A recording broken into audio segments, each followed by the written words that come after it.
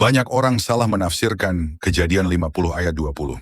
Mereka keliru mengira ayat ini memisahkan secara total rencana baik Allah dari niat jahat iblis, seolah-olah Allah hanya bereaksi atau merespons setelah kejahatan terjadi untuk kemudian membalikan semuanya menjadi baik.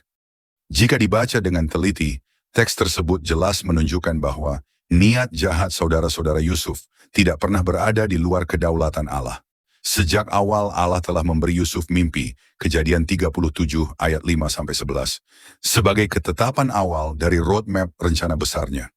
Justru kebencian saudara-saudaranya, penjualannya, fitnah dan penjara yang Yusuf alami adalah bagian integral dari jalan yang sudah ditetapkan dan diarahkan Allah untuk memproses Yusuf menjadi Perdana Menteri Mesir dan menyelamatkan Israel.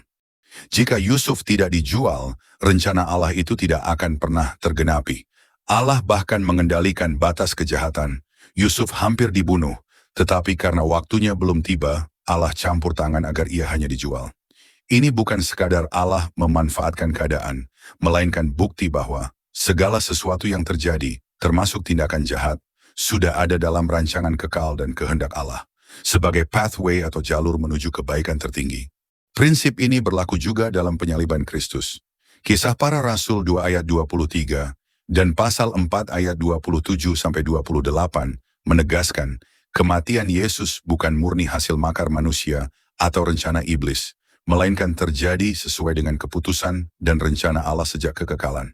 Teolog John Piper menulis, salib bukanlah tragedi yang tak terduga, melainkan inti dari rencana Allah yang kekal. Dengan demikian, salib bukan rencana iblis yang dipakai Allah, melainkan karya Allah sendiri untuk menyatakan kasih dan keadilannya. Seperti pada kisah Yusuf, bagaimana Allah menenun niat jahat manusia untuk kebaikan, demikian pula di salib Kristus. Di sanalah rencana kekal Allah digenapi, ketika kasihnya bagi dunia, Yohanes 3 ayat 16, dan murkanya atas dosa bertemu. Sebagai penutup, izinkan saya mengutip apa yang ditulis John Calvin dalam Institutes of the Christian Religion. Menurut Calvin, the death of Christ is the eternal counsel of God, whereby he reconciles us to himself, displaying both his justice and mercy in perfect harmony. Artinya, kematian Kristus adalah bagian dari rancangan kekal Allah.